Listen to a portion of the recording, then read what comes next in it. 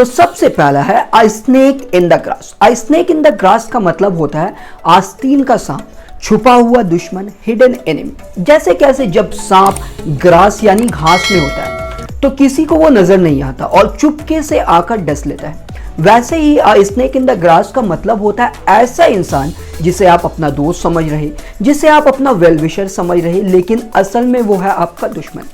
जैसे आपने कई फिल्मों में भी देखा होगा, कोई कोई विलन अपने आप को बहुत इनोसेंट जाहिर करता है बट वो अंदर से होता है आपका दुश्मन। तो बस वही है a snake in the grass, यानी छुपा हुआ दुश्मन, हिडन एनिमी, आस्तीन का सांप।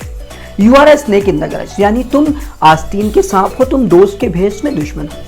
He is a snake in the grass, यानी वो आस्तीन का सांप है, वो छुपा हुआ दुश्मन है। He is a snake in the grass. While pretending to be your friend, he was betraying you. वो एक आस्तीन का सांप है, आपका दोस्त होने का नाटक करते हुए वो आपको धोखा दे रहा है। नेक्स्ट है between the devil and the deep blue sea. Between the devil and the deep blue sea का मतलब होता है दो मुसीबतों के बीच, दो परेशानियों के बीच फंस जाना। एग्जाम्पल के तौर पे जैसे सेम डेट का आपके पास दो शादी का इन्विटेशन आए, दोनों ही आपके बहुत खास हैं और दोनों की ही शादी में जाना बहुत इंपॉर्टेंट है, लेकिन दोनों का लोकेशन टोटली अपोजिट है। आप अगर पहले वाले की शादी में गए तो दूसरा मिस हो जाएगा और अगर दूसरे केस में गए तो पहला मिस हो जाएगा, और जाना आपको दोनों केस में ही है क्योंकि दोनों ही बहुत खास है, दोनों ने ही बहुत फोर्स करके आपको इनवाइट किया है। आप अगर पहले केस में गए तो दूसरा वाला बहुत नाराज हो जाएगा और दूसरे की शादी में गए तो पहला वाला बहुत नाराज हो जाएगा। तो आप क्या हुए? जी हाँ, आप दो मुसीबतों के बीच फंस गए। तो इसे ही बोला जाता है between the devil and the deep blue sea, यानी दो मुसीबतों के बीच, दो परेशानियों के बीच फंस जाना। I stuck between the devil and the deep blue sea, यानी मैं दो परेशानियों के बीच, दो मुसीबतों के बीच फंस गया। Neither I miss first invitation not second, I am stuck between the devil and the deep blue sea. ना मैं पहला न्योता छोड़ सकता हूँ ना दूसरा, मैं दो परेशानियों के बीच फंस गया हूँ। तीसरा है a dog in the manager. Dog in the manager का मतलब होता है सेल्फिश पर्सन, खुदगर्ज इंसान। You are a dog in the manager, यानी तुम एक खुदगर्ज इंसान हो, तुम एक सेल्फिश इंसान हो। We should stay away from a dog in the manager, हमें एक खुदगर्ज इंसान से दूर रहना चाहिए। अगर आपको भी कोई खुदगर्ज इंसान लगे तो आप उसे डायरेक्ट भी बोल सकते हैं डॉग इन द मैनेजर, यानी खुदगर्ज इंसान।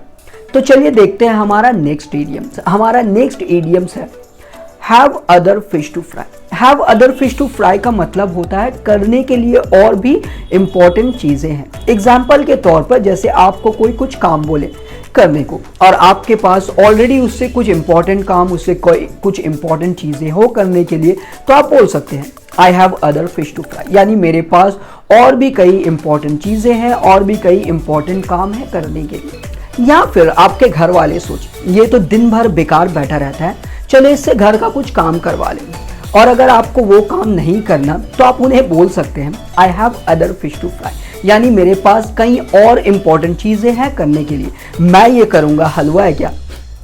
आई am not going with you, I have other fish to fry, मैं तुम्हारे साथ नहीं जा रहा, मेरे पास और भी कई इंपॉर्टेंट काम है करने को, मेरे पास कई और भी इंपॉर्टेंट चीजें हैं करने को।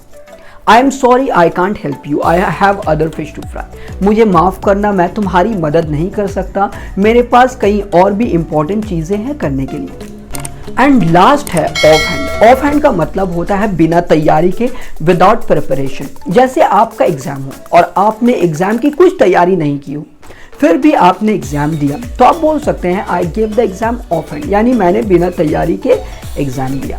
I can't answer your question of hand, यानी मैं बिना तैयारी के तुम्हारे सवाल का जवाब नहीं दे सकता। I can't talk to you off hand, मैं बिना तैयारी के तुमसे बात नहीं कर सकता। I am not participating in the competition off hand, मैं बिना तैयारी के मुकाबले में हिस्सा नहीं ले रहा। तो उम्मीद है गाइज आपको आज का ये वीडियो पसंद आया होगा। अगर वीडियो पसंद आया हो तो लाइक एंड सब्सक्राइब कर देना ताकि आपको मेरे आने वाले सभी नए वीडियोस का नोटिफिकेशन मिलता रहे और आप अच्छे से इंग्लिश सीखते रहें। तो आज के लिए बस इतना।